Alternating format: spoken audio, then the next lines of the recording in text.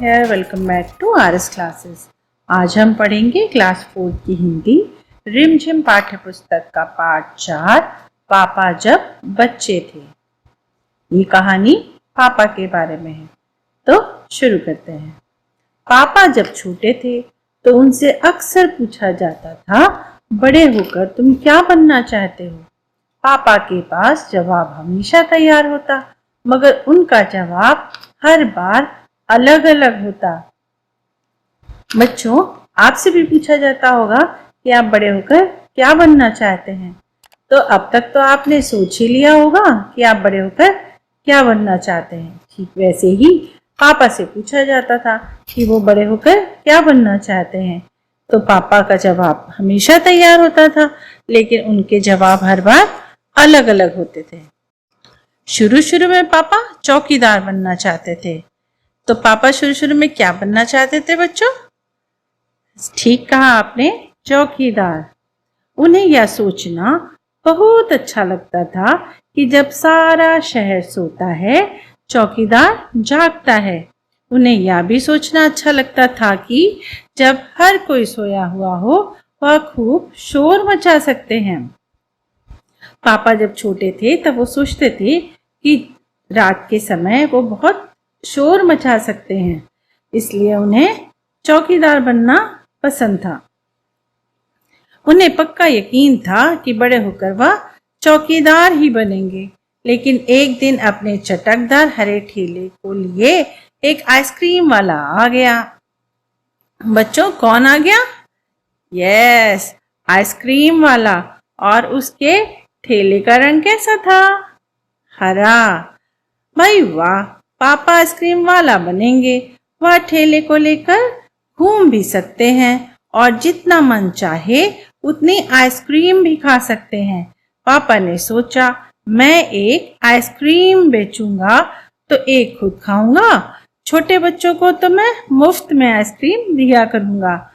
मुफ्त मतलब होता है बिना पैसे के। पापा बच्चों को बिना पैसे की ही आइसक्रीम देने की सोच रहे थे। जब पापा के माता पिता ने यह सुना कि वह आइसक्रीम बेचने वाला बनना चाहते हैं, तो उन्हें बहुत हैरानी हुई। हैरानी मतलब उन्हें बहुत आश्चर्य हुआ कि पापा कह रहे हैं कि अब वो आइसक्रीम बेचने वाला बनेंगे। उन्हें यह बात बहुत मजेदार लगी और वे खूब हंसे। लेकिन पापा इसी बात पर अड़े रहे कि वह यही काम करेंगे।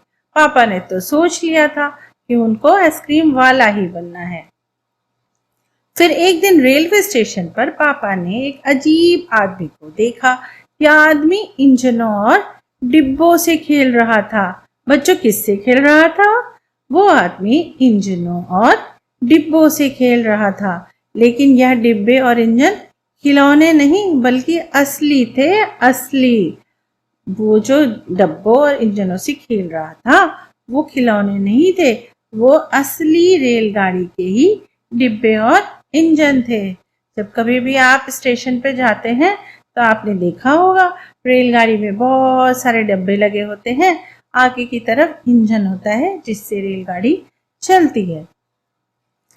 कभी वह प्लेटफॉर्म पर उछलकर आ जाता तो कभी डिब्बों के नीचे चला जाता।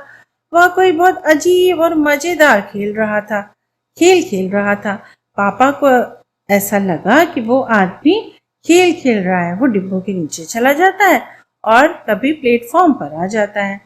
पापा ने पूछा, यह कौन है? उन्हें बताया गया, यह शंटिंग करने वाला है।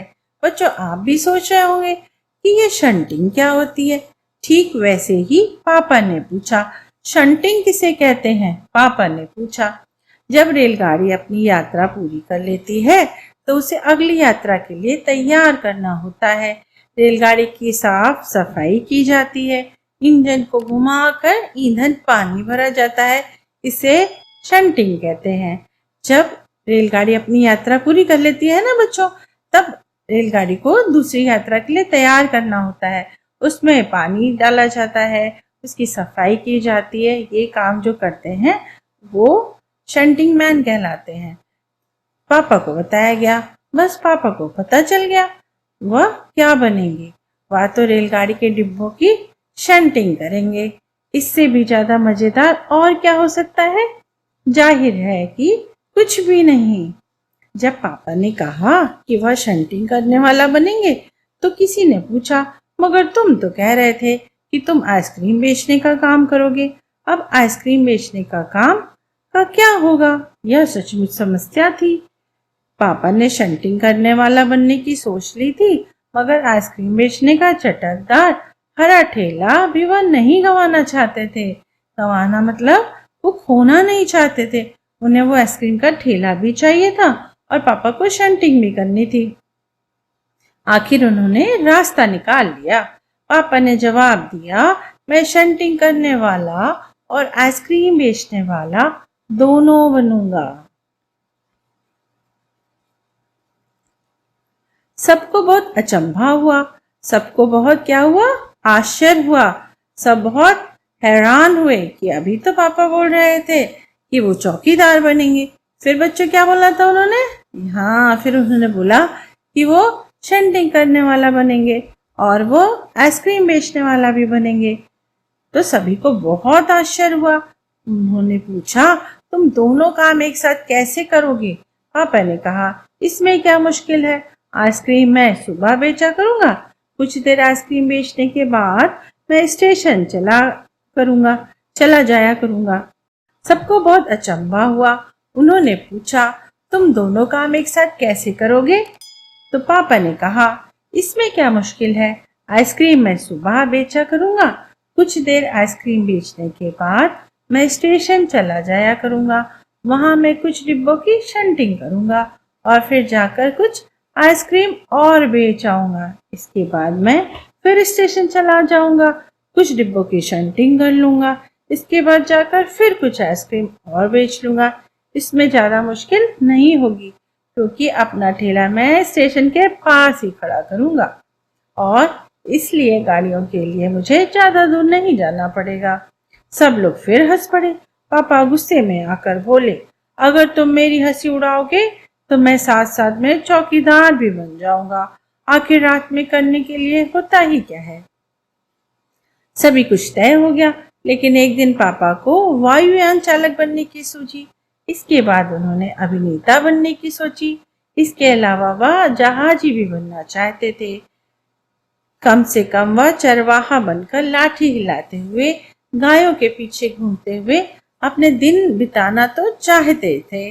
पापा इन सभी को साथ वायुयान चालक भी बनना था, उनको अभिनेता भी बनना था, उनको पिक्चर में फिल्मों में काम भी करना था और उनको जहाज भी चलाना था।